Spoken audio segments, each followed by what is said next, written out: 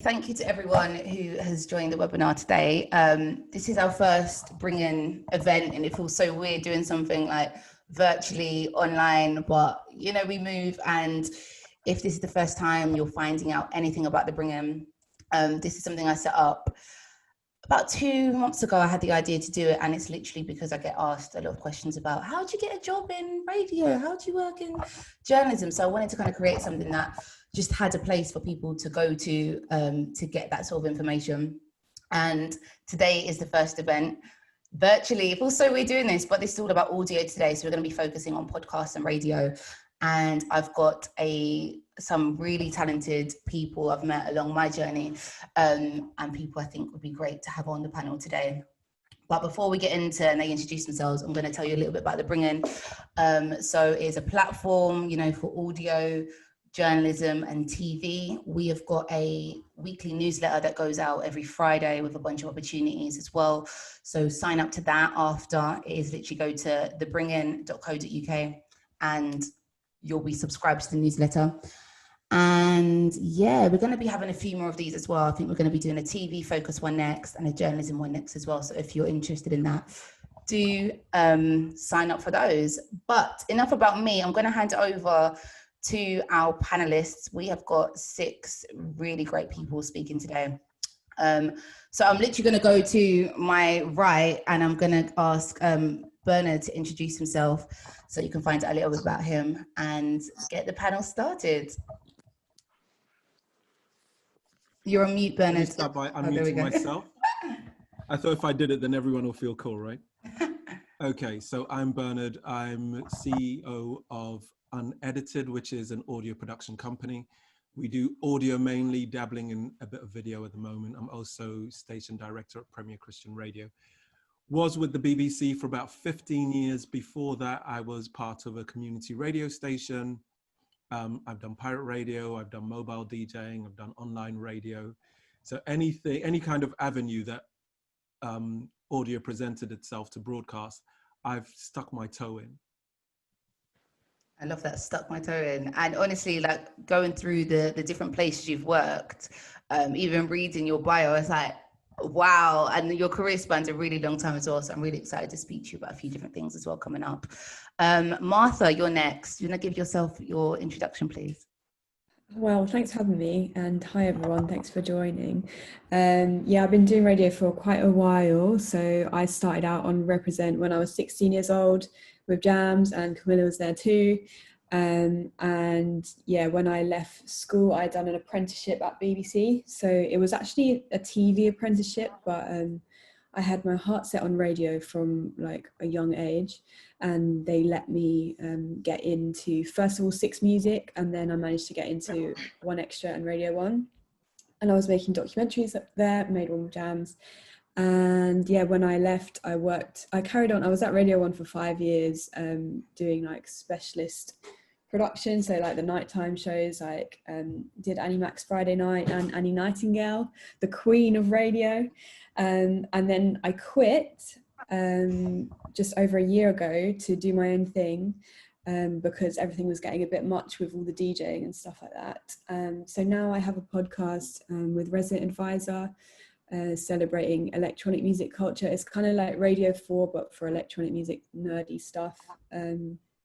And yeah, aside all the music and radio, I'm into sports and have a podcast called Sidelines with Sky Sports, where we talk about like the culture around sports. So it's not necessarily analysing a game, it's more like looking at the whole picture.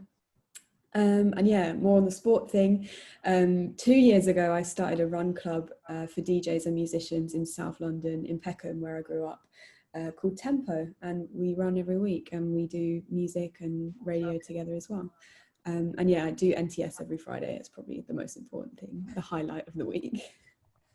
Honestly, Martha does so much, and I do still need to join one of the runs you do as well with Tempo, so I'm going to do one, I promise.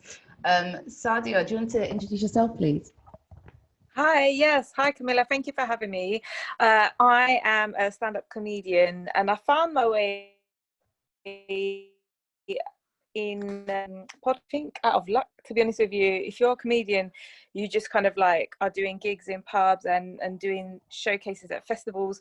And I was lucky enough that I got a short, which is like on iPlayer. And I was approached by the audio team at the BBC, and they asked if I had any pitches. So I pitched them the idea for No Country for Young Women, which is basically a podcast where we talk about our identity, me and my friend Monty, and what it's like if you don't always feel British.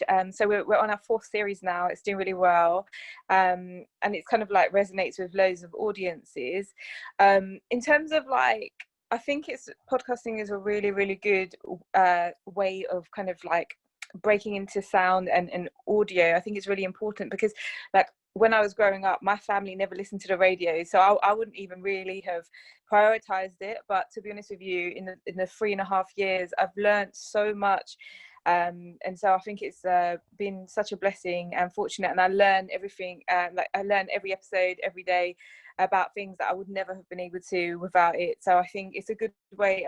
Other comedians are doing podcasts, and you kind of like can even use it as a medium to pilot like a sitcom idea or something else that you're writing, like an audio series. So it's really versatile, and I would highly recommend it. No, the podcast is, I literally was listening because I literally came across it when I was kind of putting this up, and so many people were like, you need to check this out. And it is a really good podcast. Definitely go and check it out. It's on BBC Sounds. Nicole Logan. Hello, hi, thanks. Hello. We can, and hi everyone on the Zoom. So I'm Nicole, or Nikki, and I'm the station manager of Transmission Roundhouse. So we're an internet-based radio station, and we broadcast from the Roundhouse in Camden. We are a talent development program, so we work with people ages 18 to 25. And so I've been really lucky to either work with the majority of people on this call, or just know of their work, or just love them in general. So how I got into radio is I had a bit of like a weird journey. I started in theatre and moved into television, and then quickly realised that I really loved telling stories, but theatre and television weren't how I wanted to tell those stories. And then I actually started on a project at the Roundhouse. So a friend sent me the link, and I went along, and I think I was like 19, 20 at the time. I'm older than that now. And I just loved it. And long story short, I just never left there, and at some point they started paying me. So that's not advice. Don't just hang around in a building until they pay you. That's weird. But what I found is that people in audio are some of the nicest creatives I've ever come across, and that I really agree with what everyone has said before, that it's a really brilliant medium to tell their stories. Now I'm also a trustee for Multitrack, which is an audio access charity, and we want to get people from marginalised or underserved communities, mainly those that identify as people of colour or people from working class backgrounds, into the industry and pairing them with brilliant audio indie makers and big platforms. So we'll hear from people from that, whether that's the BBC, whether that's Spotify, or whether that's a company like Reduced Listening or something else. And I think that's me. I rambled, but there we are. Amazing. Honestly, it's mad that literally everyone here has probably had some connection to Nikki at the Roundhouse in some way, shape or form. Jamz, do you want to introduce yourself, please? Hi, I'm Jamz Supernova. So I have a radio show on BBC Radio 1 Extra, which is every Tuesday night at 9 p.m. And I also host a radio show for the British Council. It's called Selector Radio, and it kind of goes out all around the world, and it's all about UK music. So I got into radio when I went to college. I went to the Brit School, and that was the first time I saw a radio studio, and I was like, yes, this is me. This is what I want to do. It kind of all clicked. I'd always listened to radio from a really young kid, so to be able to be in a studio, it kind of made sense that that was going to be my trajectory. So when I left college, I threw myself into Brit FM whilst I was at college. And then when I left college, I managed to get a placement at the BBC. So I was about 19 years old, and it was something called Blast, which was a 2-month placement, which entered you into production. And at the same time, I was doing a radio show outside of that. I started off on a community station in my area called Sydenham FM, which was basically like this underground, like you'd go into like a computer shop, go downstairs, and then broadcast a radio show. I think maybe like the only person that listened was my mom. And then a friend said to me, he was like, oh, why are you on that dead station? Like, you used to come where the young people are.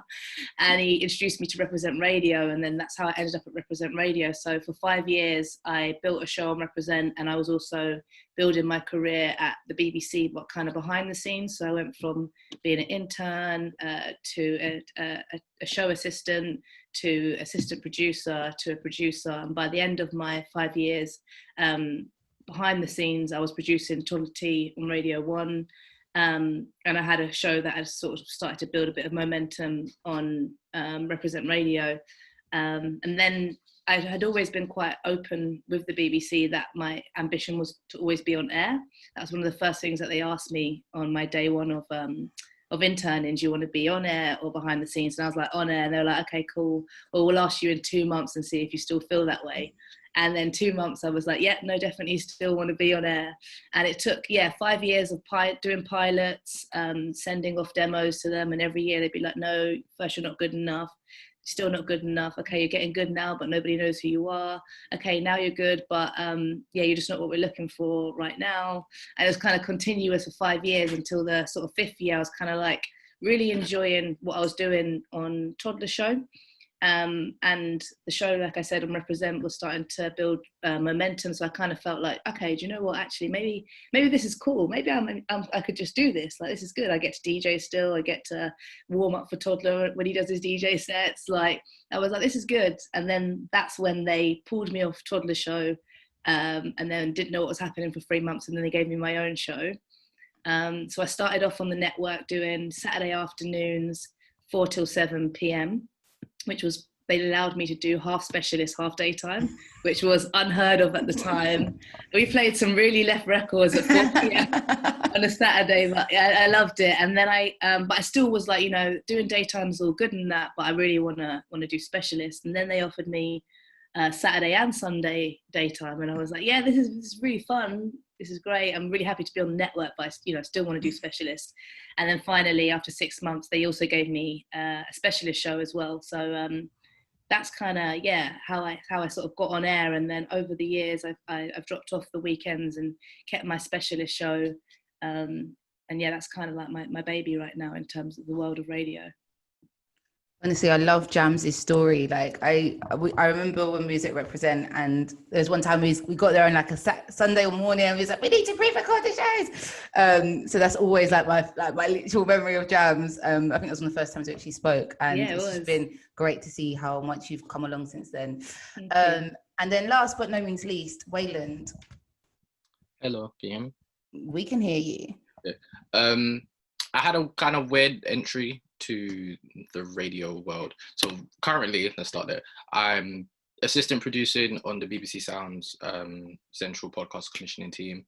I'm also producing ABOE Radio on No Signal, and I just finished my 3rd show on Transmission Roundhouse that I produced. I kind of got into this through, I was working at Boiler Room, which Camilla knows, because with Camilla back before Noah was born.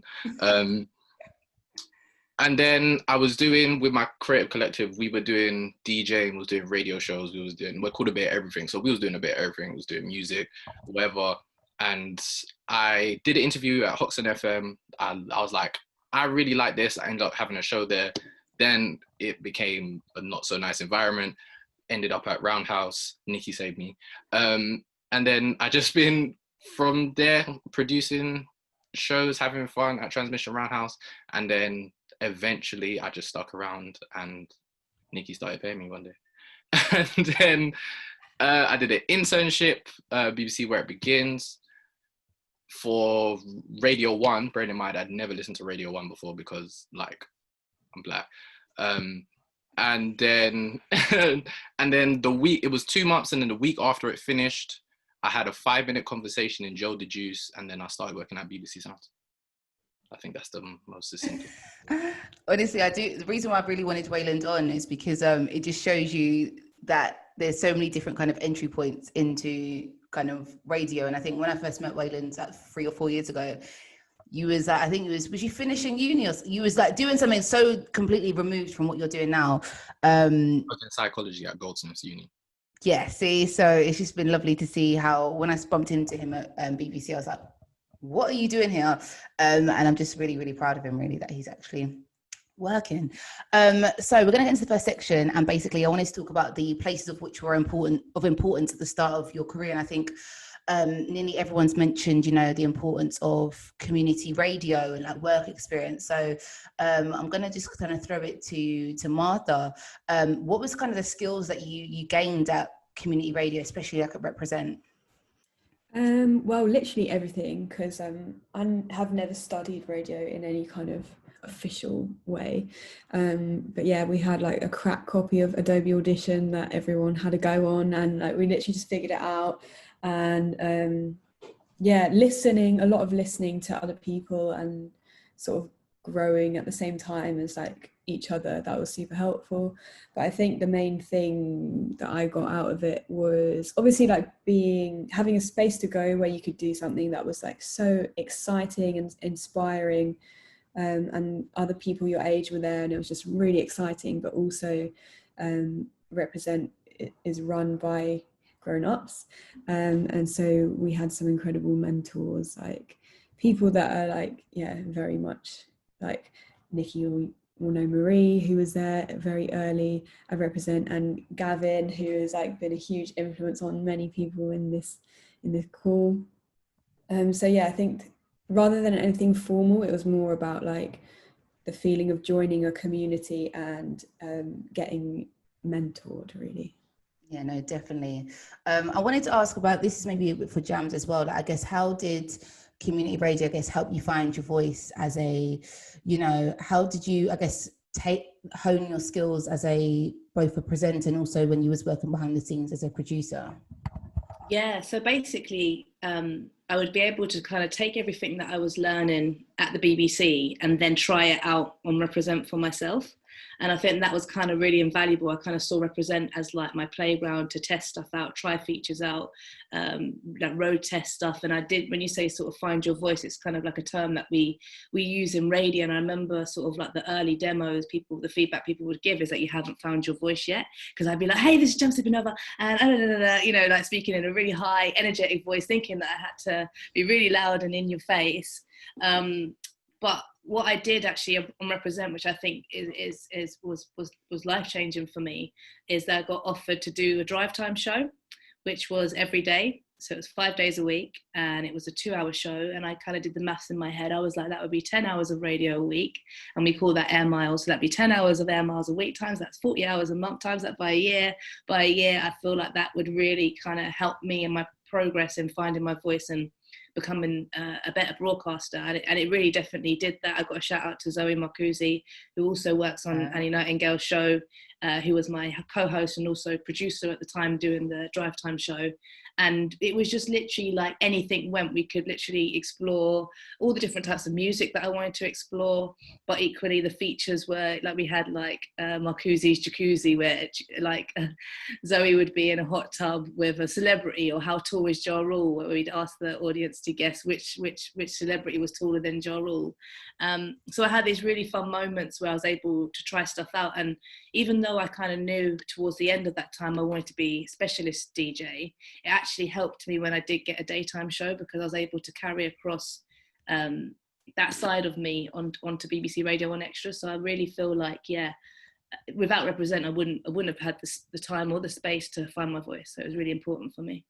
No, definitely. And I guess like Weyland, I'll ask you this question. What did you, I guess you done the, was it the Where It Begins scheme at BBC? So how important was that scheme to you? Because I know they're super competitive. Like, I know I've applied for it a couple of times and I've never got it. So how important was that to you? And I guess like helping you find your feet in your career at the moment? It was important, but I would say Transmission Roundhouse was probably more important for me, because it was like 3 years where, same as Jamz, I could just try anything. I was in a space where there was no limit. It was, we broadcast whatever we want as long as there's no swearing.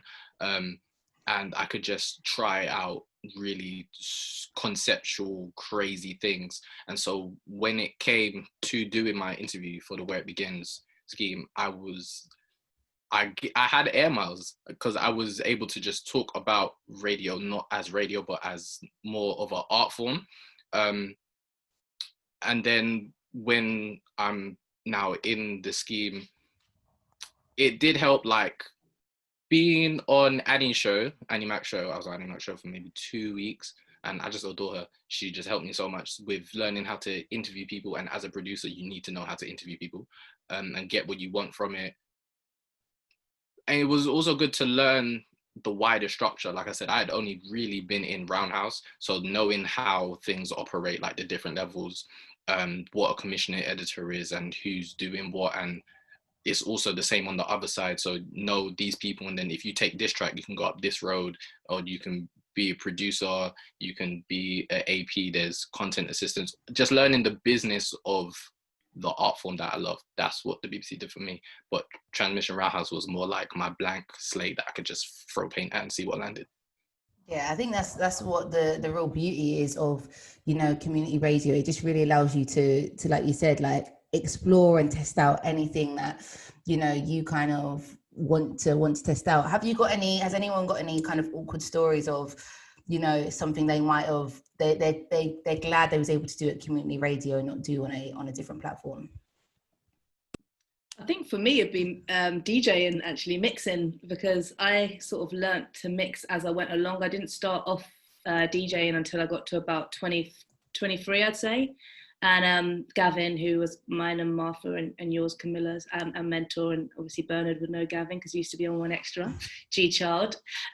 He was kind of like to me, all right, you want to be a specialist DJ? Okay, well, you need to learn how to DJ. And it'd been something we've been speaking about. And I always kind of thought that I'd like missed my chance to learn to DJ, because I thought if you hadn't been a DJ since 15, then you're never going to learn, which is obviously ridiculous way to think. But he would encourage me to learn. He sold me his decks and I learned at home, mixing the same 2 records together for ages. Yeah. But I would mix on the show, so I would set myself a challenge once a month to mix live on the show, and I just remember my knees would like start knocking. I feel like I was going to faint, and I probably clanged my whole way through it, and I'm glad that I did it on Represent rather than going on national radio and clanging through it. So that was a good space to learn that skill and hone that skill and get used to mixing live on air. No, definitely. I can relate to that feeling of your knees wobbling, you're getting very stressed, and you're like, I want this to end. I'm going to move on to the second topic. If anyone does have any questions, we're going to be doing a Q&A section in about half an hour's time at 7. So you can put the questions in there then. And if you emailed me a question earlier, I will be asking it at 7 o'clock as well. So bear with us. I wanted to kind of talk about now, I guess, creating your own platforms and your own companies and your own sort of ideas. So Sadia, this is for you, I guess. How did you mentioned about your idea, you know, you had for your podcast. How did you kind of go about and how did you visualize it really early on? How did you visualize it working? So podcasting is like, it's been around for a long time actually, but we started it 3 years ago, and I think it's about your audience is really, really important, because like you think of an idea and what it means to you, but then you have to, it's an audience and a community that you build up that you have to serve. So you have to always be mindful of that. So I think that's the thing that people maybe don't think about early on enough, is that who is this for and what is it that you're trying to achieve with it. So for me, I really wanted to talk about race, and I actually didn't realize how much it translates with so many different people who, like, you know, travel and don't live where they were born, etc. So I think we did do a lot of planning at the beginning with the BBC, like I think 6 months, like it just was quite quiet, and I didn't realize how much preparation has to go into it, and I think that the learning curve is quite steep at the beginning, which I didn't really unfortunately have like the benefit of the community radio, so you do unfortunately have like some mistakes that you learn along the way, and you notice yourself kind of improving, but you've got to start somewhere, and you've got to kind of I think what was lucky is that it was when BBC Sounds had launched, so it was kind of appealing to a wider range of audience, because before that it was just from a comedy perspective, it was just do a good Edinburgh show and then get a Radio 4 show or Radio 4 series, and I was always told I wasn't quite Radio 4, or I didn't seem to fit in.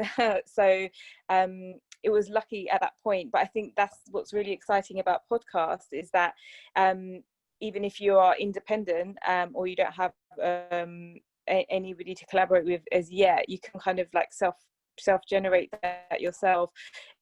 It just, what I always say to people, you need to just be really sure of what your idea is. You can explain it quite simply, because people who are listening to podcasts at the beginning, like they're very unforgiving, so they'll like tune out after a few seconds, like it's really like tight, like 5 to 10 seconds, if it's not really enticing. So make sure whatever you want to do is like really clear, and it just needs to be something that you're really passionate about, because that will shine through.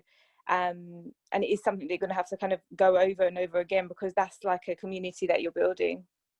I really liked what you said about the sort of the building process of the idea, because it's, you know, I get ideas all the time. I'm like, yeah, this is going to be a great podcast idea. I can make it next week by myself. Great, we're going to get it out there. But I think, you know, it's quite hard to, you know, really knuckle down with the planning and the preparation. So I know, Bernard, what you do at We Are Unedited, do you want to kind of talk us through that a little bit more, and just kind of, you know, talk about, you know, the preparation that goes into the podcast? Like Sadia mentioned, you know, 6 months of planning and prep, which initially I'm like, that is so long, but can you explain why that is? When you're in the flow of things, 6 months really, it just comes around quickly. So similar to what Sadia was saying, and even touching on something that Jamz was saying, is you get to a point where as a creative, you join an organization because you want to build your skills, but you also have your ideas and you want to bring those ideas to the table. But sometimes there isn't the budget for it, or there isn't the time slot for it. You know, maybe next year we've already planned for that particular season. Sometimes, let's just call it what it is, they look at people who look like me and say, I can't tell general stories. It has to be a race story or story about Black History Month, or so. That was the reason why we set up Unedited. I set up Unedited while I was working on the Today program at Radio 4. And if you've ever listened to the Today program at Radio 4, you don't expect to see someone like me working there. Yeah. And it was around the time that Mark Duggan was killed. And I had a different perspective, you know, similar to, you know, things like the George Floyd situation, where we knew there was such a history of police brutality, but that wasn't the story that was being covered by the news team. It was just like, oh, look at the riots. And I'm like, yeah, but look at what's sparked the riots. Let's talk about that.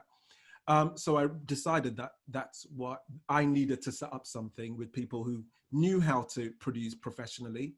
You know, I carry 1,800 pound microphones in my bag. That's the level that I'm dealing with. So you can't tell me anything. I've got 6 Sony awards, so you can't tell me anything.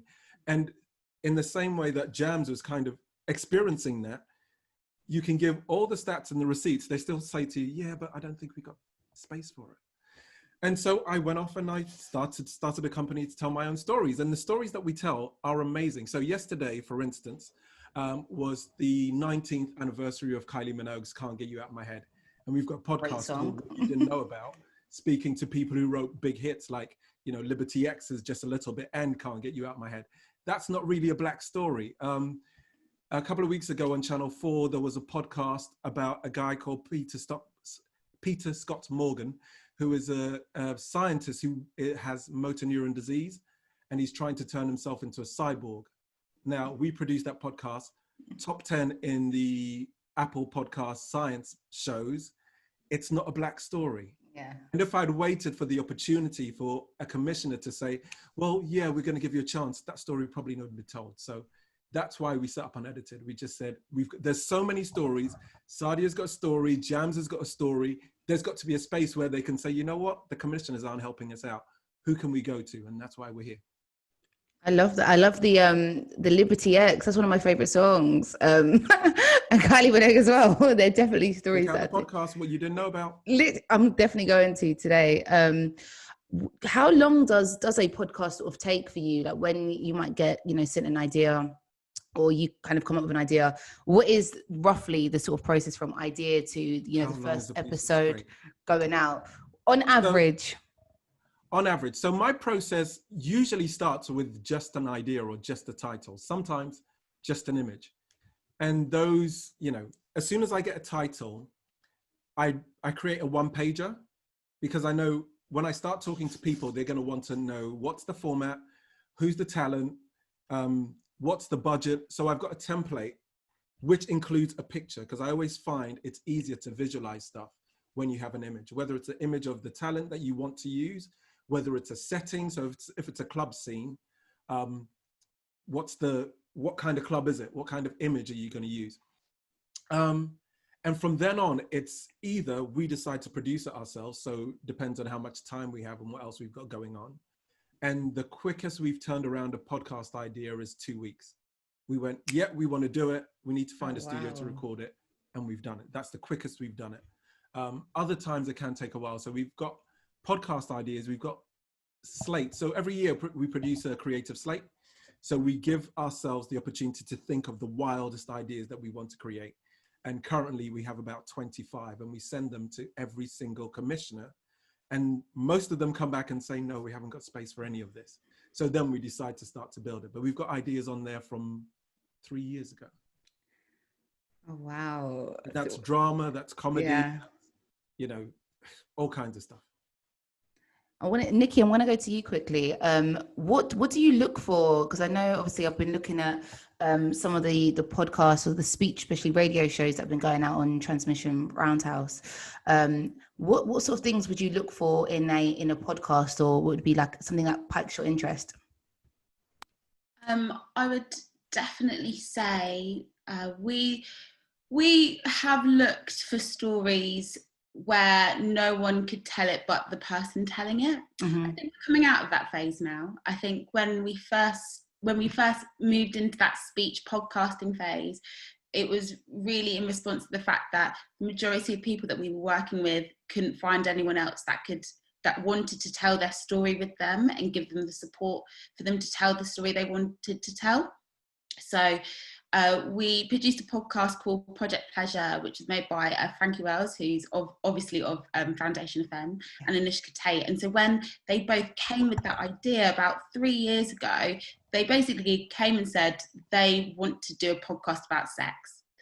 They didn't know who to do that with. They didn't know how they could get the support to do that.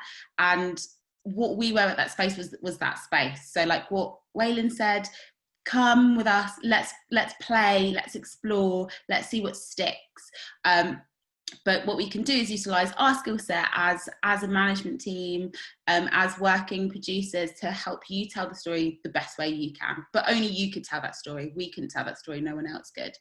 I think now we're definitely moving into a phase of, especially now that podcasting is so accessible, I definitely look for things that play around with the form of podcasts as well as what they're saying, if that makes sense. I think, like Weyland said before, like TR really cares about the art form of making audio. So I look for stories that play around with it as an art form. There are lots of brilliant places where you can play music that you really care about, where you can flex your skill set as a presenter, and we also offer support for people that want to do that. But when I get really excited is when someone takes a story or an idea or a picture and puts a spin on that which could only be told by them and could only be told as a podcast. That is incredibly vague, but for example, I think Project Pleasure, like a podcast about two women exploring what sex and like sexual relationships and healthy relationships look like. The only Frankie and Anushka could have told that story in that way. And they were really playful with how they used sound and how they got really intimate with themselves on mic. Like Anushka took us to get a UTI installed. That's insane. And we did that on mic, you know, and these were two young women in their 20s. That's the sort of stuff that I get really excited about. So I don't really care about the followers you have. I don't really care about how known you are. What we really care about is I want to tell X story, you know, whether that's a story of my relationship to faith and I want to explore religion, whether that's classical music, whether that's sports, but only I could tell this story this way.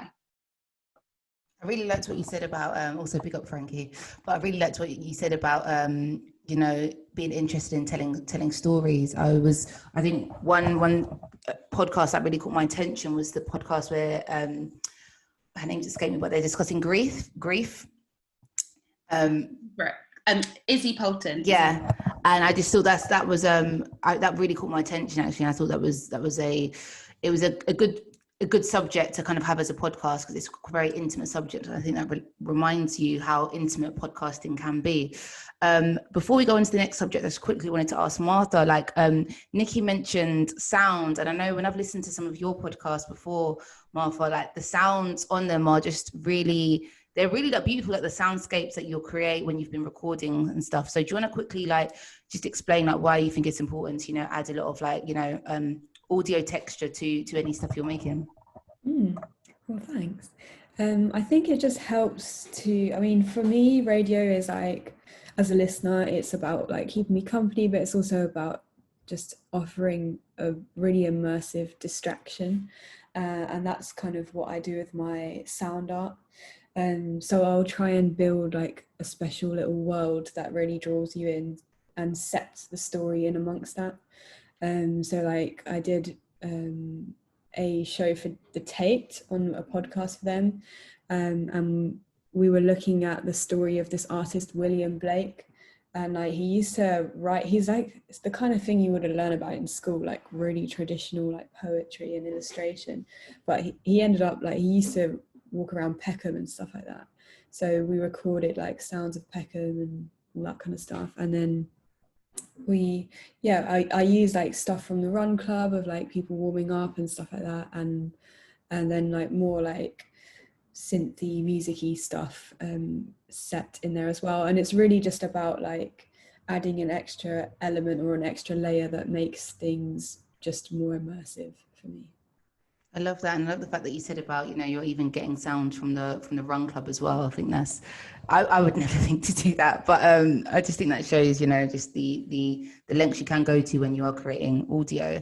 I wanted to now just go on to just focus a bit on being, you know, a presenter and stuff. So I guess we kind of have touched on it briefly a little bit. But I think one of the questions that I've seen quite a lot, especially when I was doing the one-to-one sessions, I know I can see a few of the people in here, was, I guess, how did you grow in confidence behind the microphone? Because I think, Jamz, you mentioned earlier, you know, when you was listening back to some of your early shows, you was doing like, yeah, it's Jamz Supernova, and I've listened back to some of my early shows, and no one in this world should ever hear them because they are terrible.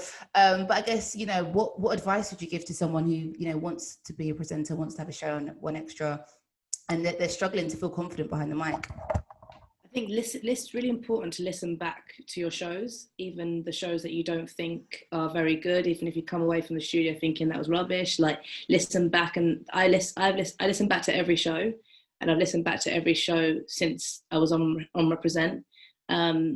And yeah, not a week goes by that I don't listen back to my One Extra show or my Selector radio show. And I think it's really important because I'm listening critically. I listen in a few different ways. I listen with it in the background. I listen to it critically on the way home to sort of, you know, the moments that I thought in the studio. Like, for example, a good example is last night was the first show that we did live in 6 months, because due to lockdown.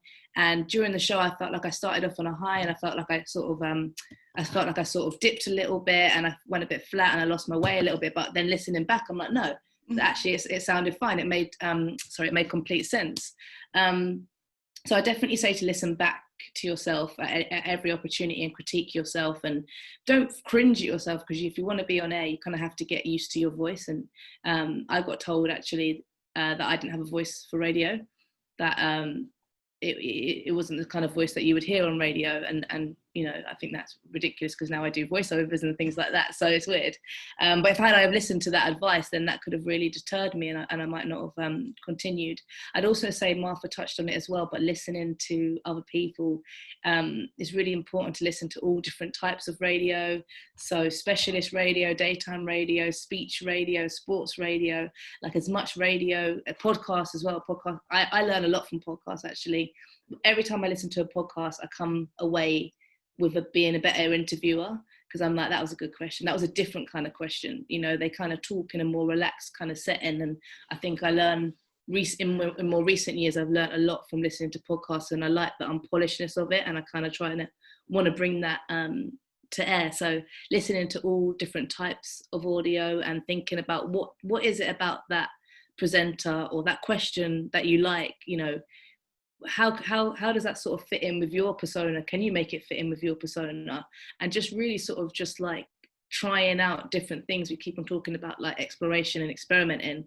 I think it's really important to do so. So like try and do a show with a script, see how that feels, then start to take away the script. You know, maybe it's just bullet points. Then maybe you might just do a link where you're just going to put up the mic and say whatever comes to your mind. If you happen to be on like university radio or community radio right now, that's your kind of chance to experiment with the way in which you work best. Like for me, I don't work so well actually with a script. I find that I start to read the script and I'm like Ron Burgundy, and I'm just sort of, you know, I can tell that I'm reading and it's not really me. So I kind of work best. Like if you see me in the studio, I have loads of bullet points, not bullet points, sorry, I have a blank piece of paper and I'm doodling and I'm writing stuff like as I'm going along, and I'm making notes. And if I write it, then it's in my head.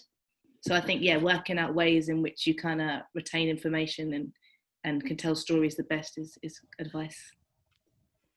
I think what you said, Jamz, about listening back is so important, and I think that's something that I've definitely found has been really useful to do, and it's just overcoming that cringe feeling of like, and I guess like how did you kind of continue to work through, you know, if someone, like you said, someone said, you know, you haven't got a voice for radio, I guess how did you find that confidence in yourself to continue with what you wanted to do?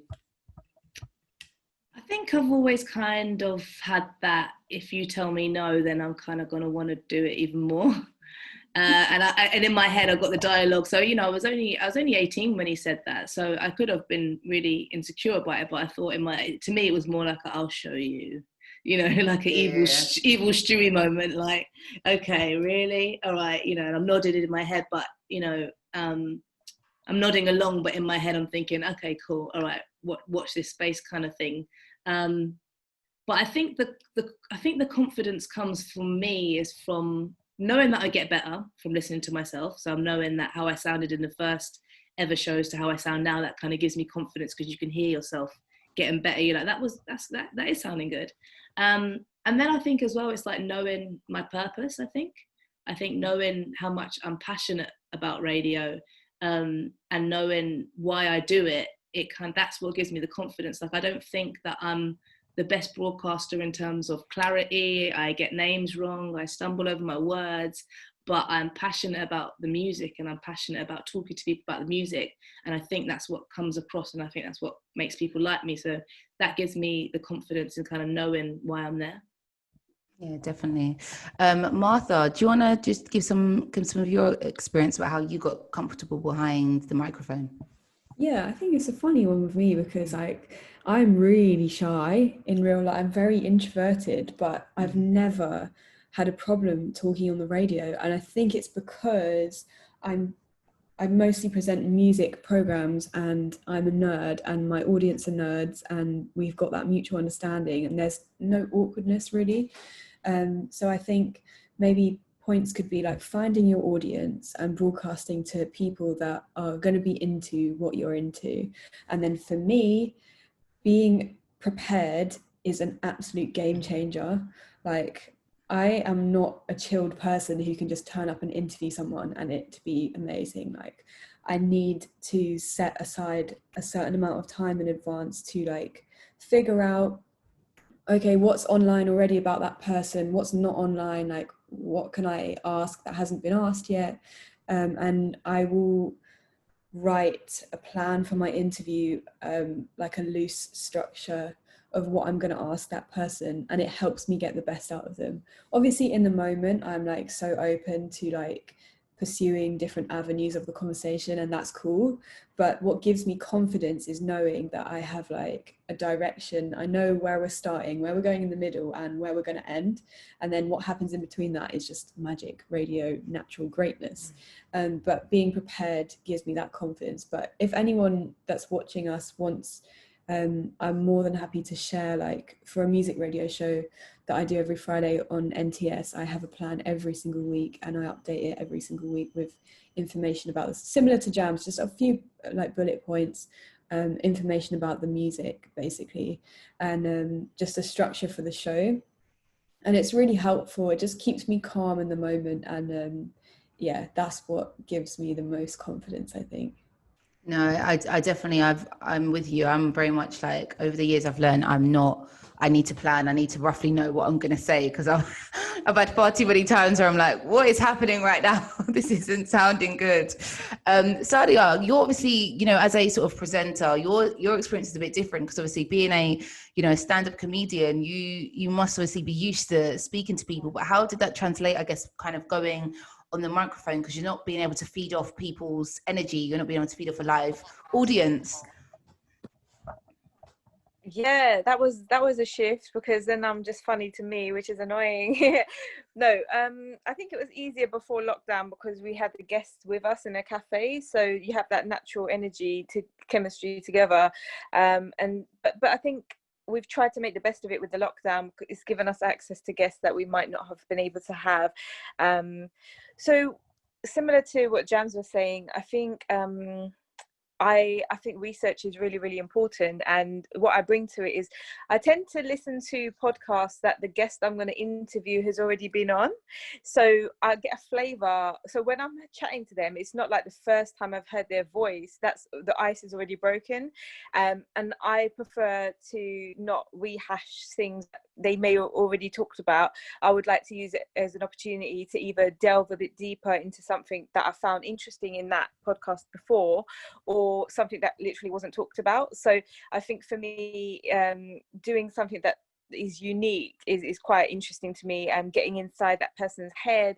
But I think what the listeners should think about is really the tone of the podcast. So like, we talk about race, which can be serious, but also we want it to be conversational and funny and warm as well. So it's kind of like focusing on like wearing these different hats. And I think as much as you can kind of go through these different things, well, because it's not a news or documentary or factual podcast, so it's trying to get people quite comfortable listening to them, and I think lots of energy as well. So like my comedy style can be kind of deadpan, which doesn't always work, so I have to take the comedy hat off sometimes and be really like a presenter and like warm people up with that energy, and it can be contagious. And so just knowing that you can go out of your comfort zone and do something a little bit differently, it's not going to be a bad thing. It's just exploring different ways of doing things. So I definitely like to research, because it just gives that familiarity. The more you can make them comfortable, the more they'll talk, and that's what like I really like, is getting conversation that we wouldn't normally get out of a particular guest. Yeah, definitely. I definitely agree with the listening to, other interviews they've done, and because you don't want the person to be bored. You don't want them to rehash the exact same conversation they had 2 days before. No. You want to give them something completely different. So I definitely rate that tip. Weyland, do you want to talk quickly about your experiences, when you are speaking on the microphone, and any tips you might have for that? I'm not going to be good for this because I come from a music background. I'm used to just being in front of a mic. So, and with talking to crowds, especially like Black crowds, you build up a thick skin. So if it's just a mic in front of me, I'm just going to talk. Yeah. Oh, good. Yeah. So, but I think what I would say is just don't try to be the presenter version of yourself. Just be yourself that you are, and then that hopefully is good enough. That's a very, very valid piece of advice. Yeah, just to add to that, Camilla, I think that's just hit the nail literally on the head. That was a euphoric like penny drop moment for me, because I think being able to be in production allowed me to sit in with some of the greats of radio. So watch your likes of Trevor Nelson, watch your Mr. Jamz, watch your Annie Max, all the, Pete Tong, anyone that you can imagine that's been on Radio 1, I've been in the studio with them. And what I've always loved is that when they put the mic down and they turn and talk to you, they sound exactly the same. Their tone's the same, their wit's the same. All that Trevor Nelson does is swear a bit more and a bit more crude or fair, but once he puts the mic on, it's the same Trevor Nelson. And that was what I had to sort of drill into my head. Yeah, that is so important, and that's something I'm still really trying to learn myself. It's hard, you know, when the mic comes on, you're like radio, but you need to be the same person. Bernard, do you have any? I know you've obviously worked a lot with different presenters. Do you have any advice for presenters from a producer and the sort of behind the scenes perspective? Yeah, I think in working with presenters, you try to, as much as possible, get them to be as comfortable as they are. Let them be themselves. So sometimes, you've just got to be in the background and allow them to feel like they're the person in charge of what's going on. Because, if you get a new presenter that is working with a new producer, there's sometimes a tension, people trying to work out, what they're going to bring to my show, what they're going to take away. You've just got to allow them to be in their space. So I've worked with all kinds of people. I've worked with a guy called, gosh, I'm just trying to think if this is the right audience. So basically some of those really dusty old, and now I can't name their names, one of those really dusty old Radio 4 type presenters. And you've just kind of got to because I'm a 6'4" black guy. And, I've just got to let them know the space and I'm here to enhance everything they do. Or it's a brand new presenter who's never been in a radio station, professional radio station before. It's their first mix for 1Xtra and they are literally bricking it. I can't get them out of the toilet because they're so nervous. And you've also got to say, you know what, you're here because you're blessed to do this. This is your moment. So just do the same thing that you did that got you here and shine.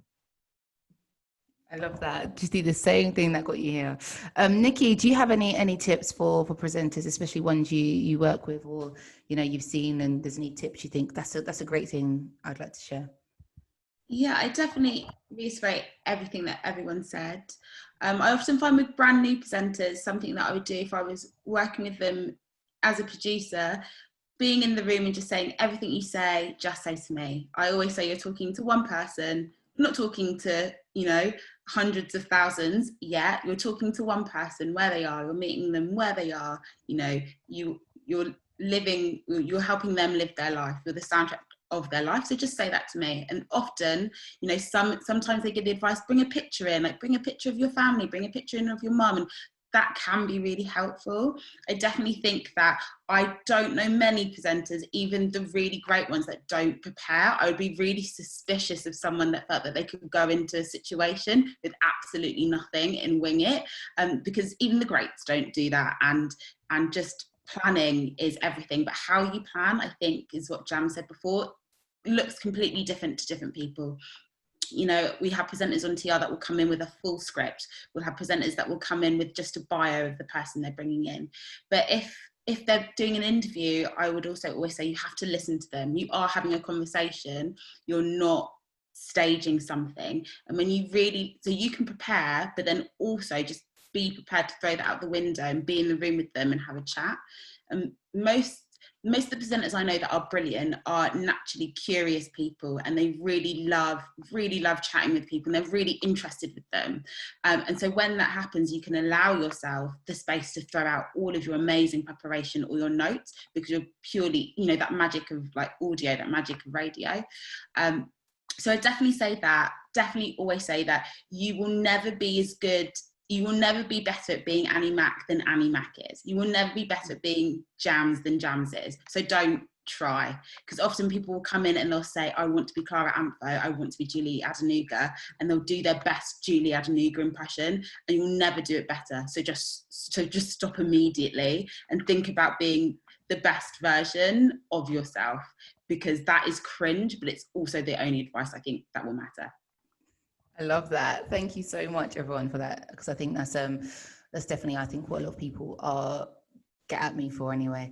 I have seen there's some Q&As come in. I'm going to just answer one last question on my notes, and then we're going to get the Q&A. So if anyone does have any questions, please pop them in the Q&A tab thing, and I will get them answered after this. And if you emailed in a question as well, we are going to get into it shortly. But I just wanted to ask everyone, lastly, what was the moment or person that kind of gave you your big break? Because I think people always like, like, this was a really turning point moment for me. This was my big, the moment that, springboarded onto everything else. I'm going to go with Weyland. What was the moment or person that gave you a big break? And you haven't got to say me on Boiler Room is fine. I'm joking.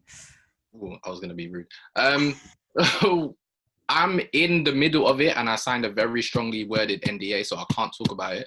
But what I would say, I see it as a big break is because I'm in the position to do exactly what I've been trying to do all of these years, which is tell the true, authentic Black stories and histories to a large amount of people.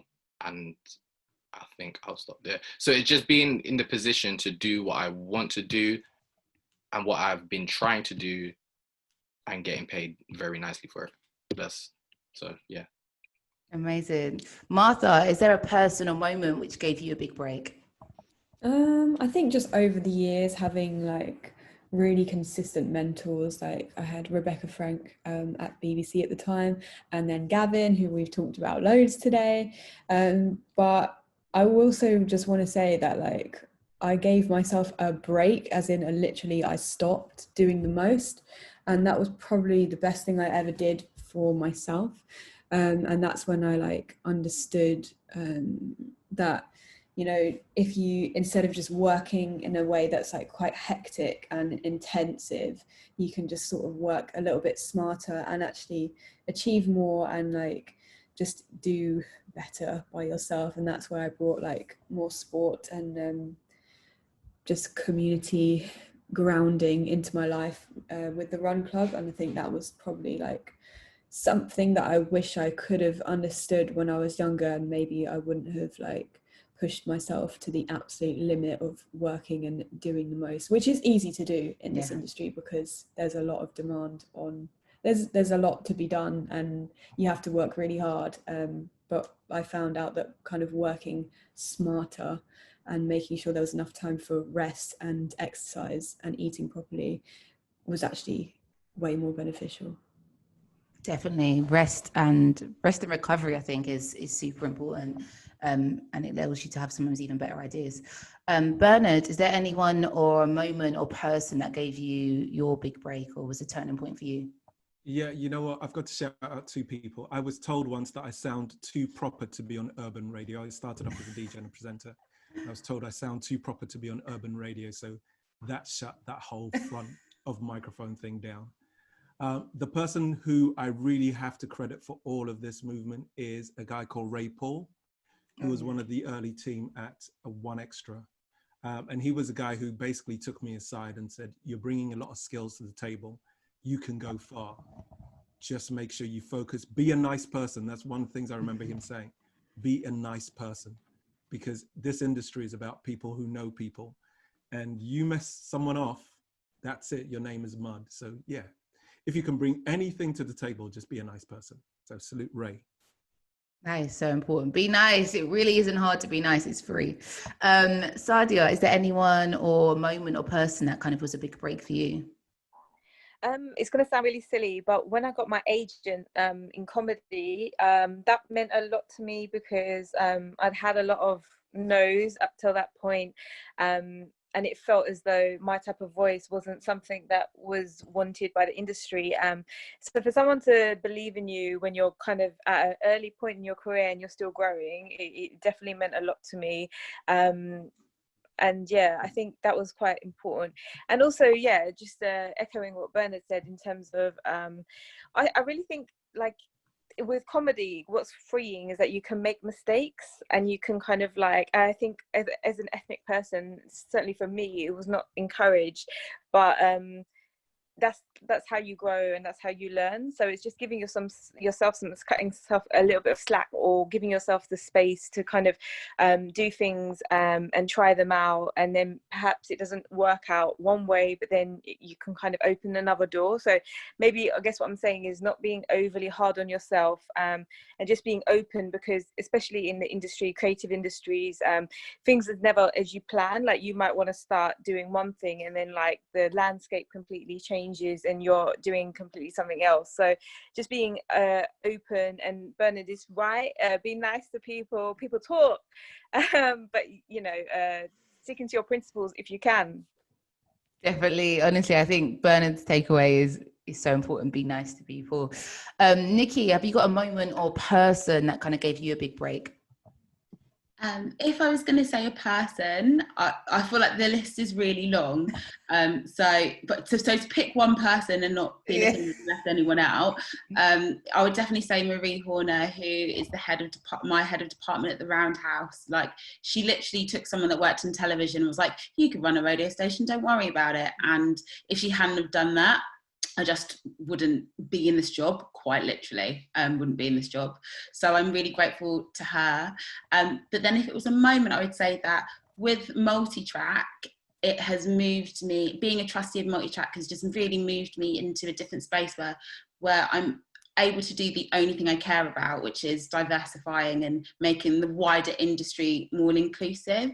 It's been the sort of my beacon for my entire time in the arts, not even just in radio, is how can we make the industry more accessible? Because I was just so sick of going into these meetings and there being more people called Dave in that meeting than there were women or people of colour. And these are real rooms, you know. I was so sick of going into the big broadcasters that we all know and it only being me, or them assuming that I was the intern or anything. And so being able to go in there and have the backing of a really brilliant charity and a really brilliant group of people and be able to speak truth to power in that way. So I am talking about the BBC, I am talking about Audible, I am talking about Spotify, and say if you don't make these changes, you will be left behind, and be able to make it easier. So then I can come here on these Zooms and say, actually, there's a team of people that have got your back.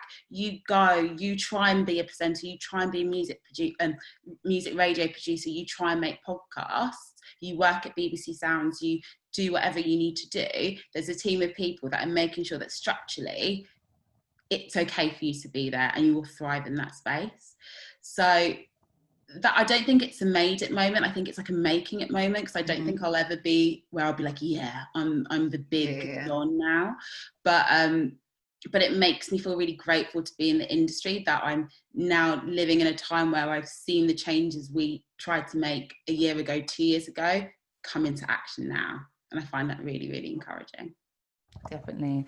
And then Jamz, have you got a moment or, you know, person that was the sort of like, you know, turning point for you? I know it's quite hard to say like big break. Is there anyone or any moment? I think a moment would be me and Martha creating the Story of R&B documentary, the Story of Future R&B documentary, audio documentary, because I've been trying to, One Extra at that point had gotten rid of their R&B show, and they thought that as a black station they didn't need an R&B show. I was trying to basically say that this is where the sound has been heading for the last couple of years. There's all this new exciting music that's coming out. There's new exciting artists that are popping up on SoundCloud and beyond, and they kind of really, I guess, weren't really trying to hear it. So me and Martha, we pitched a documentary idea and we made it, and they were kind of blown away with how well the documentary had done. It was one of the most listened to documentaries when they put it up on their SoundCloud over a Pharrell documentary. And I think that was a real moment of them actually trusting in what I'm saying. And the fact that we could back it up with stats, we could back it up with the amazing people that are part of it as well. It kind of brought the sound and the idea into their heads for them to say, oh yeah, we need a show that looks at this new wave of R&B. So that would be the moment, I think. And then I think in terms of people, obviously Gavin, we've got to hail him up every time, but I've also got to hail up my kind of One Extra family, my wider One Extra family, because everybody from producers to presenters to editors all had my back and all constantly were telling the bosses that be that over like 2 year period that I need to have a show. And they really kind of went hard for me, to the point that they have these meetings in production with the head of controller at the time, and it was like ask Ben anything. And one producer had asked Ben Cooper, why hasn't Jamz got a show yet? In front of everybody, you know. So I think that having those moments and having those people really fighting for me, I won't forget that. And I think it was really important for me to get to where I've been, and I appreciate those people. Amazing. Those RSPM keepers were very funny. Yeah. Okay, so we're going to get into the Q&A now because I'm conscious of time. And I honestly, before we get into everything everyone has said today, I found it so useful, and I'm sure everyone here has as well. And I just really all appreciate your time as well. So thank you all so much. I'm going to start with some of the questions I was emailed. Any more questions, please put in the Q&A. I'm not going to direct these. I might direct these to some people, but I do want to try and get through everyone's questions, and I'm conscious of time as well. So the first one emailed in is, how do you start working at mainstream radio stations as a presenter, coming from a smaller platform or community radio? Does anyone have any answers, for that? Jamz? Yeah, find a point of contact. Find somebody that you can start sending demos to. So whether it's trying to go to events like, you know, the networking events where you know that these producers or these editors are going to be. So trying to kind of get yourself in a place where you get to meet them, or even just seeking out their email online. It can work by hitting up people and checking online as well when they have like a demo submission email, or pitching ideas. You know, if you have an idea, pitch it. If you have a great podcast idea, it's pitching it as well. By doing a BBC Sounds podcast, you could go on to have a show on a mainstream BBC platform. But I would say have a demo, keep on updating that demo. So every 6 months that you update that demo, send it to your person of contact and see what comes back. Definitely, and get feedback on it as well. That's so important. I'm going to go on to the next question, and it is, I am 35 and I've always wanted to get into radio, but I feel like a lot of the schemes and programs are aimed at students or younger people. Have you got any tips or where I can start off, or am I just too old? No, you're not too old. You're very young, actually. I would say it depends really what you want. So be very clear in terms of planning it out. There's nothing to stop you from doing it at home if that's what you want to do. But if you want it to be on a particular platform, just as Jamz was saying, definitely reach out to them and see about on their website when they have like deadlines for submissions. And yeah, just network with the people. Sometimes it might be somebody's assistant, but you can maybe meet them up now for a Zoom instead of a coffee, but kind of like see how that's going. People are really approachable and they will usually respond as well. No, and just to add to that, I would say definitely look at BBC local stations. There's no upper age cap on any of those stations, and what BBC Local are really trying to do is try to engage in their communities more. So especially if you're outside of London, like definitely use BBC, like your BBC Local station as a resource and get in touch with them. And even if it's to start reading the traffic or reading the weather, there'll be more opportunities both on mic and off mic at stations, smaller stations like that. And quite a lot of like the bigger presenters we know have had interactions with the BBC Local station at some point in their career, in their journey. So it can be really useful. I just say just apply. Look on the jobs list and apply. But not everyone that makes a great radio producer is someone with experience. A great radio producer to me is someone who has new ideas and new ways of thinking. Editorial, you can learn editorial. That can, that's a handbook. You can learn that stuff. You'll learn that stuff over time. So I think if you are extremely kind of passionate about that particular side of radio, possibly if it's more behind the scenes, then I would just say apply for those jobs. Go for it. I think that you can wing it on passion sometimes. I definitely think you can as well. The next one is, do you feel like you need a mainstream platform to launch your own podcast? And if I wanted to start one up myself, do you have any kit I could recommend to do it at home? Bernard, I might direct that to you. Yeah, I don't think you need a mainstream platform to have a podcast. I'm going to share those 2 podcasts that we talked about earlier on, and all of those were produced independently and shared independently. So we used Acast to distribute those, and they're not on an advertising revenue generating platform either. So we didn't have to pay much for it. So yeah, you don't need to be mainstream. What you do need is, I'm about to sell a course here. What you do need is to have good quality audio. Because as much as interesting as you are, if someone's listening to your podcast and it doesn't have good quality audio, they will get easily distracted. They won't hear what you say properly and clearly. And that involves three things. One, the room that you're in. Just think about the room that you're in. Your distance away from the microphone makes all the difference. So if you and 4 people are talking, don't be a meter away from the microphone. It's better that you're up close. And the third thing that you need to make sure is just get reasonable quality mics. You don't need to spend £2,000 on a microphone unless you're me and you're a geek. Just a £500 mic, even a £50 mic, a good £50 mic is better than a crappy earpiece. Definitely. I'm going to go into some of the Q&As now. So this one is asking, what is your advice when it comes to the university aspect of getting into radio? I started on university radio. That was the first time I jumped on mic, as it were. I came swiftly off. But identify if you have a student radio station. Most stations do, try and get involved in the SRA, and you can either just literally show up and knock on the door and say, hello, this is who I am, this is the show I'd like to do. Some student radios will want you to go on their course or their induction, and you can do that. You can just sign up to the Student Radio Association, and they offer lots of courses. They have a big and away weekend, and 3 days, which I think was online this year. They have awards. And if you don't have a student radio station at your university, sometimes you can use a local university station, but then you can look for another community station in your area. So there are obviously a lot of us are based in London, but there are lots up and down the country as well. So even if you are at uni, you don't have to use student radio. If for whatever reason you just don't gel with them, you might want to work with No Signal or Represent or Transmission Roundhouse or Resonance or any of the other great internet community-based stations that you might be able to get in contact with. Even if you're not in the area, maybe you can just get in contact with them over email. Yeah, I had to join my uni's radio station and they just aired me. So I was like, cool. And then I just did my own thing. So uni radio isn't the end of the world. Yeah, I would definitely say my regret is not joining student radio, but that was because I didn't even know what radio was when I was at uni. It was only after.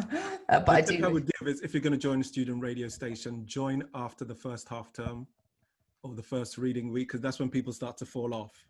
So they start the term and they're like, yeah, we want to do it. And then they do 7 shows in a row and they start to lose it.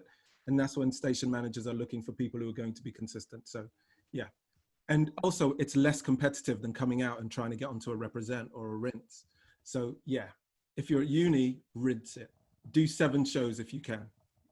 Definitely.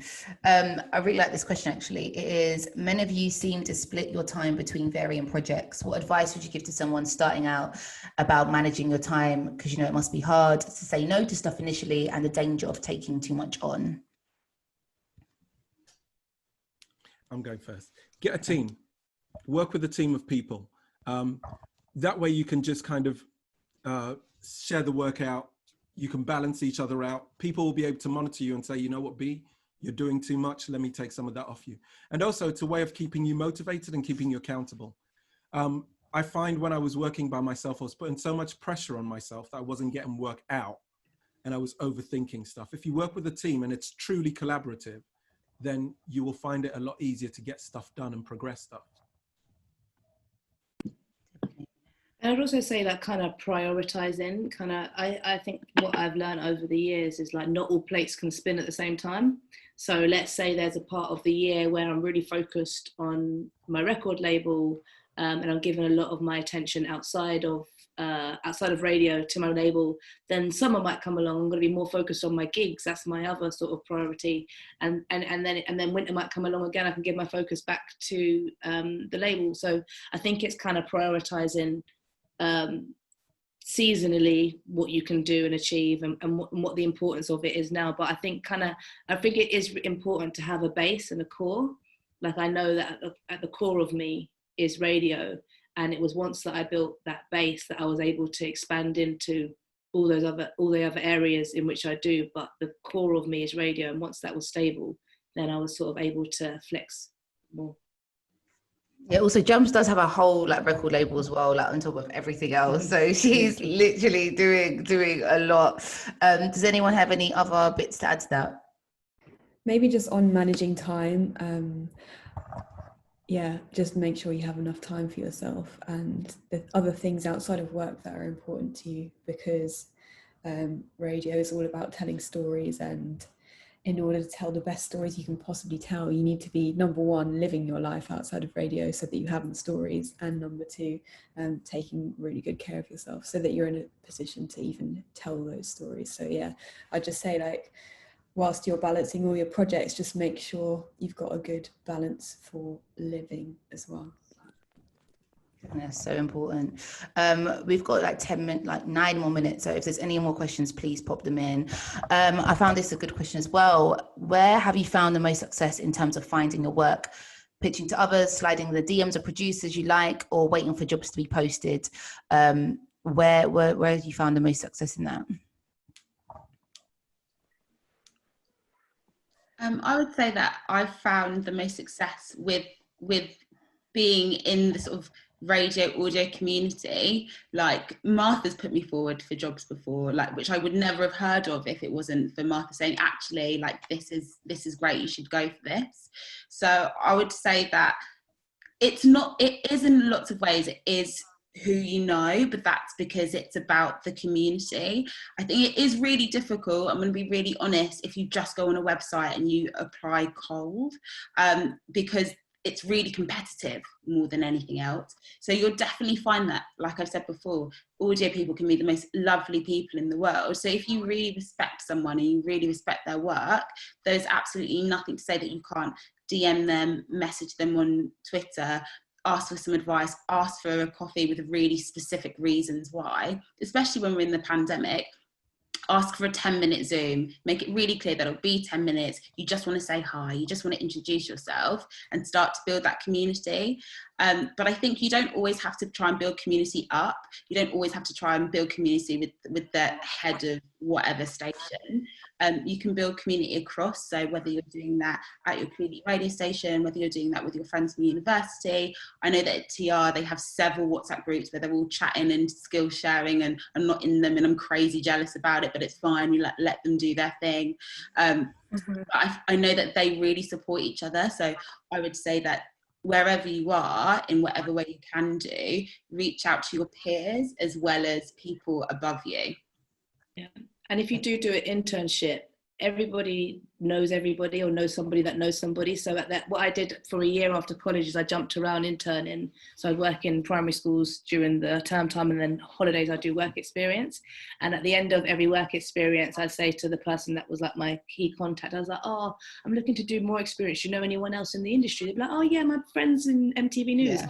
Oh, can I get an intro email? Yeah, sure. You get intro email, you lock in the next work experience. And that's literally how I was able to jump from year to year. And even though the BBC blast experience that I did apply 3 times for it, but there was an email that was for my 3rd and final time. There had definitely been an intro. So by the time I sat in that interview, they had my application in, but they'd also heard my name already. So I feel like whoever you meet in the industry, ask them who else they know. Yeah, definitely. Networking is so important. Can I add on what Jan? I'll just add, oh, sorry, go, you go, Weyland. Alright, cool. So when a similar thing with me, when I was doing my Radio 1 internship, I love radio, but I love podcasts way more. So the whole time I'm there, I'm talking to everyone about podcasts. I want to know what the structure is. Do I have to go to who's Joe Harlan? Let me go run down on him, like having a 5-minute conversation. And so by the time my internship was finished, everybody on the 8th floor knew that Weyland wanted to do podcasts. And so when it was, they sent me to the podcast person. And then the first thing I ever did when I started my job was put up an article for No Country for Young Women. So it's all kind of comes back full circle. Oh, the only thing thank you, Weyland. The only other thing I would add is that it is hard, and like sometimes you have an idea and you get a lot of no's for it, and you just have to like stick on it, like and just understand that it could be the time, it could be something else. So you've got like don't let it deter you too much. You could still bring it back into a meeting that you have with a future producer, another organization at some point, but try not to let it be too disheartening. I know with comedy that there's a lot of rejection, and you learn a lot from that, but definitely don't let it be disheartened. And if you're really passionate about it, you'll definitely be able to make it somehow. Just be very creative about it. Definitely. I'm going to maybe answer a few of them. So someone asked, would anyone be open to giving any internships? I posted everyone's full name and details. So I'm going to say, do a bit of, research on everyone. And I'm sure someone like Bernard, someone like Nicole will definitely be open to speaking to people as well. So, I've literally added everybody. You can find them, basically. That's what I will say about that. And then someone else asked as well, Martha, they wanted to see your NTS show plan. So please, Martha said she'll she'll DM it to people. So yeah, for sure. Slide in Martha's DMs after asking for the show plan, of course. And then, I really want to try and answer at least two more of these. So this one was, did you know or plan where you wanted to go in audio, radio, or did you just kind of take opportunities and follow where that took you? Jamz, I'm going to ask you that. Like, did you plan, was One Extra in that sort of vision board or plan? Yeah, One Extra was always in my plan from about 17 years old, but I had a meticulous plan that I would intern there. Then they would see how amazing I am, and then I would have a show by 20 or 21. And it did not work like that. So I'd also planned that I was going to be a daytime presenter. I wanted to be the next Fern Cotton. And every time I got more experience and every time I got pushed kind of further away almost, I came back a little bit different and a little bit more knowing of myself. So whilst I thought I had a plan, actually the whole plan kind of went out the window. The only thing that stayed the same was the destination. Yeah, I do think it's important to have a destination. I don't, but I think it is important to have one and figure that out as well. Someone did ask about, they said, thank you for the webinar. It's been really good. Do you think there's any barriers to be aware of, disability, class, gender, color, or are there any tips to break them? Nicole, I'm going to direct that to you briefly because I really want to answer the last two ones as well. So yeah, to answer this briefly, yes, there are barriers, and I will be really honest. I think that we are only addressing, we're addressing the gender barrier better. I think we're only starting to address the race barrier, and that will take years and years. I think audio has a real problem with disability, and it's not a conversation we're comfortable with having yet, but I really hope that we do it in the future. Ways to break them, I think it's about allies using their privilege and creating space. I also think it's about never breaking your own morals or what you stand for, and speaking truth to power whenever you can. You can do that in the politest possible way. I'm not trying to say don't cuss anyone out, but I definitely think at every stage and at every level, even at community level, you should be questioning things that you think are a barrier for someone else. And if you want more information, we'll just point it all to Multitrack, because we have lots of tools and resources for how you can do that yourself at whatever level that you are at. Amazing. Martha, I'm going to direct this one to you. Just quickly, you might have answered it a bit briefly before, but any advice on dealing with burnout? Come to Tempo. Join us. We're on Instagram at tempo.ldn. It's just a community of people who work in and around music who come together to do sport every week. And the idea is that you put everything that you're going through to the side and you just do something that's good for your body, it's good for your mind, but you're in the company of people who are into the same thing. So you end up meeting people, making music together, whatever. But the point is not that. The point is to take care of yourself. So yeah, outside of that, just finding rest points throughout the day. So if you do have a really busy day with lots of things in, there's 10 minutes yoga that you can do, and it actually is so helpful. And yeah, drink lots of water. Definitely stay hydrated. Okay, and the last one, I'm going to direct this to Bernard, Sadia, and Nicole. How to break through the noise with independent podcast, and what are the best ways of promoting a podcast? And Weyland as well. I'm going to ask all of you to give your top tip for promoting an independent podcast. Bernard. Use the networks that are associated with the podcast. So we, for instance, with Peter 2.0, it's about it's a story about a guy with M&D. So we contacted M&D charities. There's an LGBT story in there. There's a disability story in there. There's an AI story in there and technology. So we made sure we sent the information out to those specific groups so that they could share it with their networks. That's probably the easiest way, because, you know, spending £500 on Facebook advertising won't necessarily get you the audience you want, and people will just see it and ignore it. So go to those networks. That is really, really good. And that's something I want to take myself. Weyland, what would your top piece of advice be? Similar to what Bernard said, really, you need a very acute knowledge of who you're trying to target before you're trying to go target them. Understand what they like and what they don't like. And then even in that way, if you know who you're looking for, that trickles down into, I'm going to interview this person because this group is then interested in that. And then it's kind of a holistic approach promoted. It doesn't start after the podcast is finished. It starts at the beginning, really, in my opinion. Sadia, piece of advice. Just sing like your brand, like just like never stop talking about it. If you can, go on other podcasts, like do crossover episodes so you can plug yours and they can plug theirs. It's like, it is a community thing. As Weyland said, it's about kind of like knowing who it is you're going for, but they're out there, and so it's believing in that and just finding your audience is really important. And it doesn't have to break like advertising budgets, but you have to be really methodical, and if you know what you're doing, just be smart about it. Like use apps, or look at your counterparts, look at the podcast doing similar things to you, and there's I suppose ready-made audiences there as well. And Nikki, last bit of advice for podcast promotion. I would say be incredibly consistent. If it's weekly, it has to be weekly. It needs to come out on the same day, and make it a little bit shorter than you think it should be. So if you think it should be an hour, it should probably be 45 minutes. It will save you a bit of time. It will make it a bit easier for you to make. But I would definitely think most podcasts aren't consistent, and they always stop just before they're going to break. Yeah. So just keep going, and so set yourself up, look after yourself so you can keep going. Amazing. Everybody, I'm having to end it now, and it's been, honestly, I really, really appreciate all the panelists and everyone who's attended, everyone who sent in a question. Weyland, Bernard, Sadia, Martha, Nikki and Jamz, thank you all so much. Yeah, I've literally, as I said before, I've put everyone's details online so you can follow everybody on socials, you know, check out what everyone's doing. And yeah, thank you all so much. And yeah, subscribe to the newsletter if you haven't already. And yeah, just thank you guys. I really hope it's been useful today. And thank you all to the panelists. Honestly, I really, really do appreciate it all.